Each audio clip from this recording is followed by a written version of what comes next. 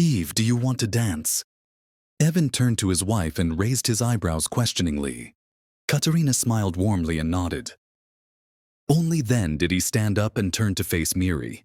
Certainly he extended his hand. Miri took it and followed him to the dance floor. The song was slow, so Evan took her right hand in his left and placed his right hand on her thigh. He moved confidently and Miri easily followed his example. He was tall and broad-shouldered. She was shorter and slimmer, but they had a lot of dance practice. She looked at his face so beautiful. A full head of wavy dark hair now graying at the temples.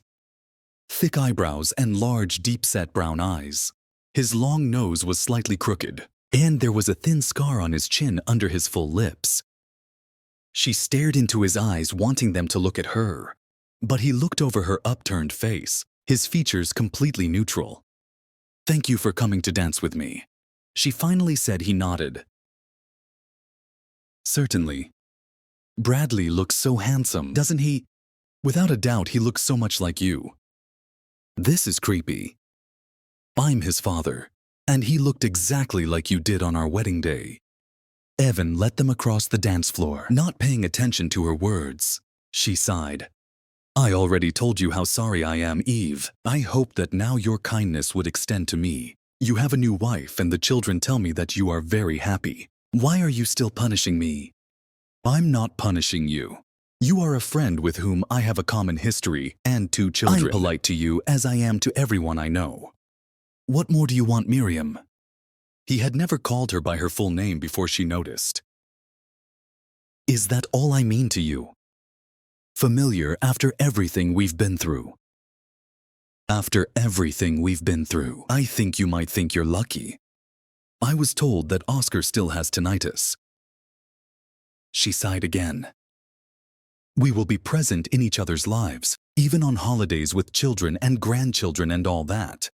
Can't you forgive me?" "I have forgiven you, Miriam. I couldn't live any longer without it, but I don't know what else you want from me. I explained everything to you in my letter. I never meant to hurt you. I was not trying to end our marriage or destroy our family. I never wanted anything like this.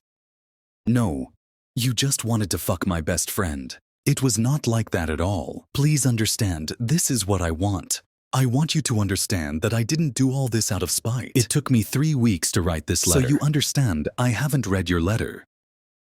What you said, I didn't see the point in this." Stunned, Miri stopped moving and so did Evan. They stood in a static position. "I put my whole heart into this letter, maybe. But why didn't you read it? Why do I need this, as the old maps say? There are dragons there. Reading it would probably upset me. And I don't want or need that." Mary was stunned. It never occurred to her that Evan wouldn't read her letter. All her expectations depended on him. Understanding why she had gone back on her vows. He judged her only for her actions, without taking into account the complex context that caused them. He didn't know about her crushing guilt over her affair. How many times she tried to end him. How Oscar manipulated her emotions into sleeping with him. In the beginning, and how we constantly pressurate her to. She returned it to him within 2 years. Evan didn't know that he was her true love, and that she regretted everything she did to Oscar. He should have known this. All this read the letter. "Please. No, please, Eve. Please, for everything we once had. I can't. Why, I don't think I'm asking too much." I burned the letter. Burned it. But why I told you. It may have been cathartic for you, but I dealt with my anger and grief differently. But don't you want to know why I did it? What did this mean to me?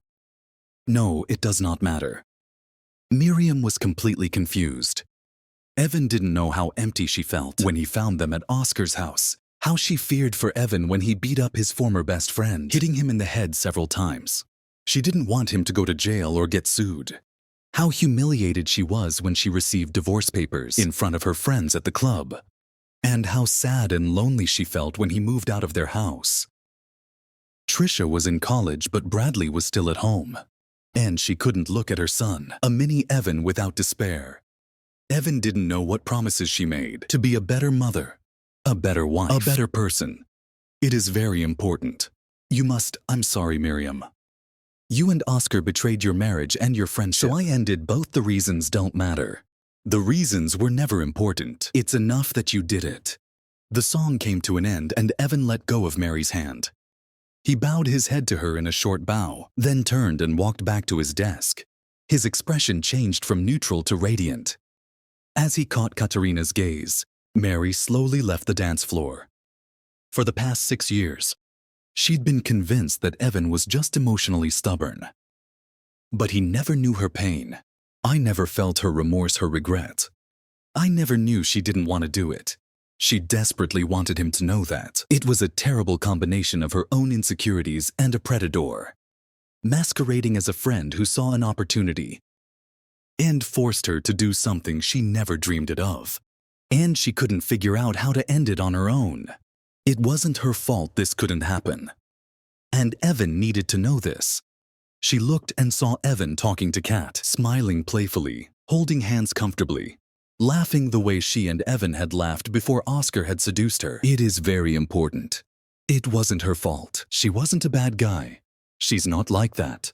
Subscribe to our channel so that your second chaff doesn't cheat on you. And go ahead and listen to the next story, because this story is nothing compared to the next one. If you're under 18, don't even think about listening to the next one. Listening to the next